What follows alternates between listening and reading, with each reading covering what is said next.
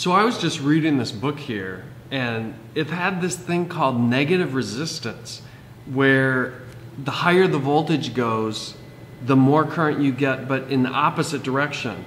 That just made no sense to me whatsoever. Take a look at it.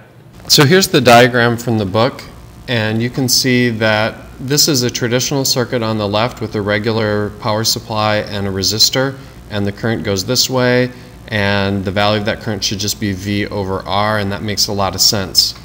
But what we see in this circuit here is what the book calls negative resistance. So that seems a little unusual, and I'd like to investigate it a little more.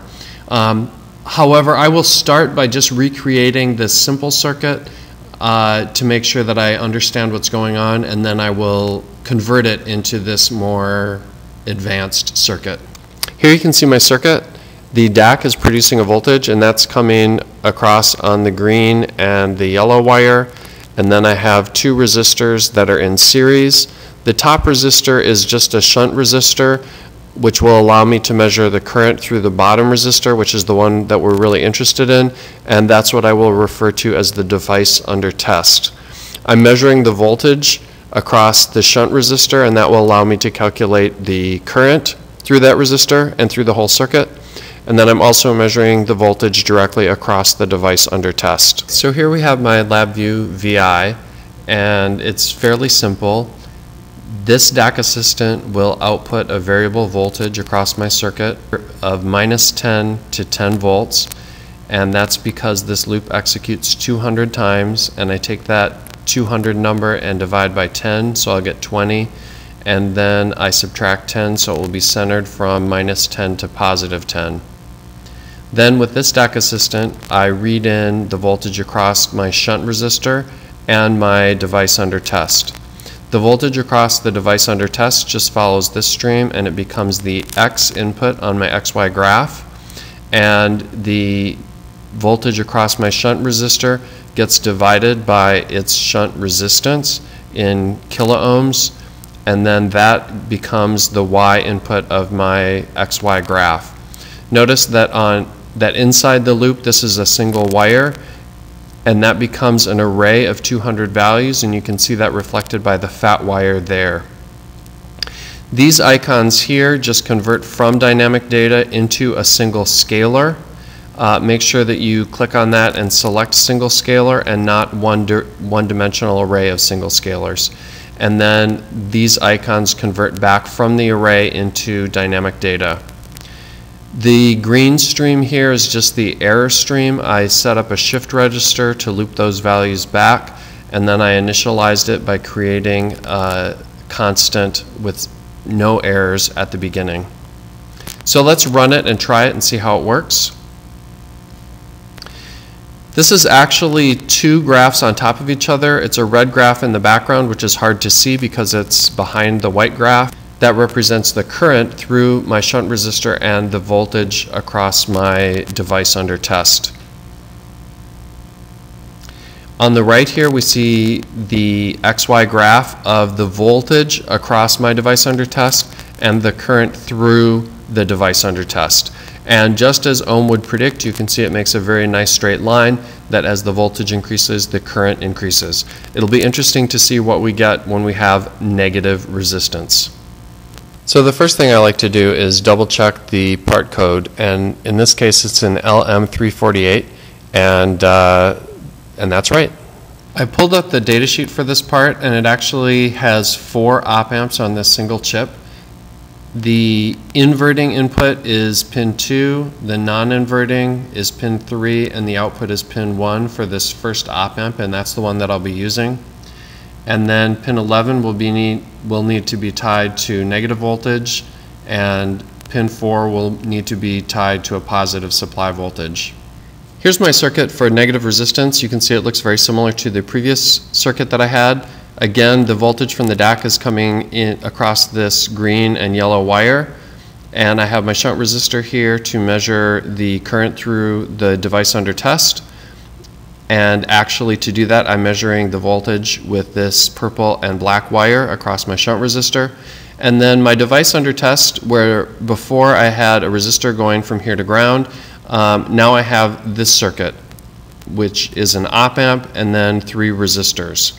And I'm measuring the voltage across that device here with the orange and black wire.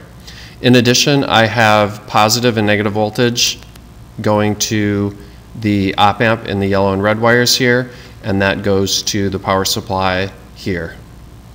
Okay, so now I'd like to try running my VI with my reverse resistance circuit, and we'll see what happens.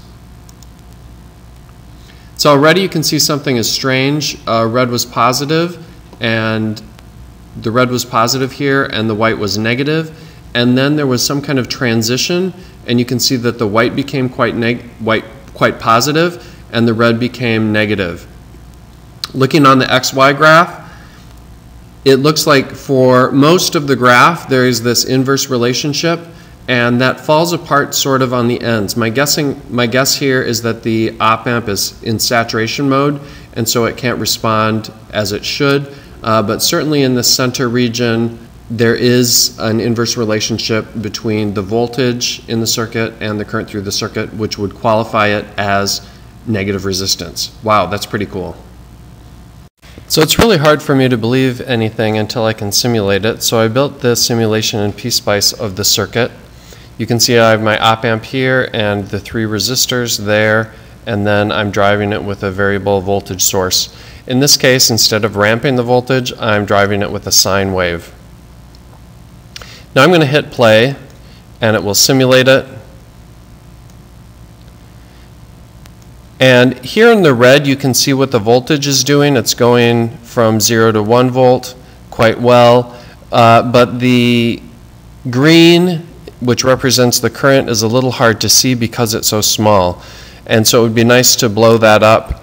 And to do that, I will go to plot, add to plot window, and then trace, add trace. And for me, this is, I want to know the current through R3, so I'm going to click that and hit OK. And that R3 came because I'm looking at the current through this resistor there.